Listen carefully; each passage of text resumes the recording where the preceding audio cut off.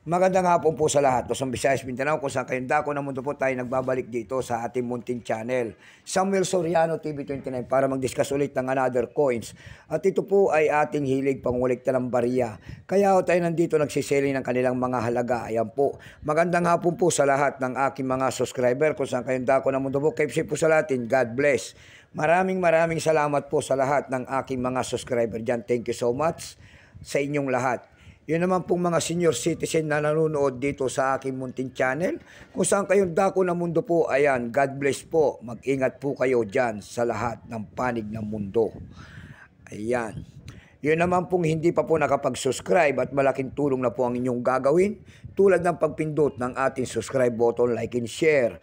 Para ma-update po naman kayo sa mga latest ko pang gagawin mga video po. Ayan. Napakaluwag po ang ating subscribe button, mga kapatid. Ayan, nakikiusap sana tayo dyan. Mayroon naman tayong pag-usapang barya. Ayan po. Barya po ng ating Taiwan coins. Word coins po. Kung sino po ang may mga ganito mga barya dyan, basta word coins po, sari-saring word coins, above 30 piraso po ang ating maximum po at hindi pa po kamahala ng mga word coins. Pera lamang ito ko ay silver coins. Ayan, mahal talaga yan. Bago tayo magsimula sa ating talakayan, kilalanin mo muna natin siya. Ayan po.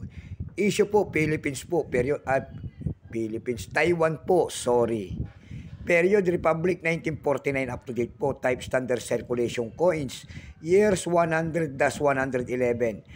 Ayan, Chinese calendar po yon. Dito sa atin naman, ito po ay year 2011 hanggang 2022. Value nito, 10 yuan, Taiwan.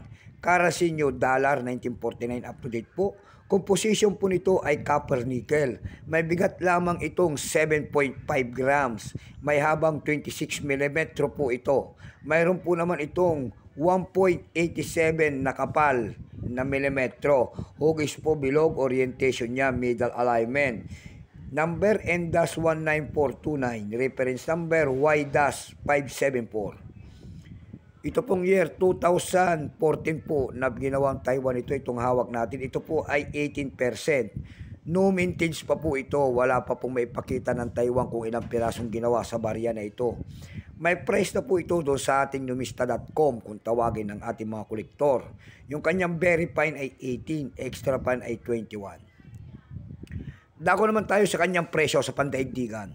Doon sa ating eb.com, nakakita ko tayo nagbebenta doon ng $6 nito. Mayroon naman tayo nakita doon na $3.88. Yung pinakamalit po doon na bintahan ay $2.82.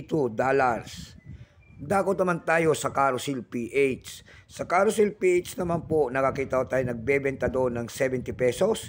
Nasundan po ito na 60 pesos and then 40 pesos yung pinakamaliit. Ayan lamang po ang aking may babahagi sa kadna. So hanggang dito na lamang po Luzon, Visayas, Mindanao kung saan kayong dako ng mundo po. Keep safe po sa lahat and God bless.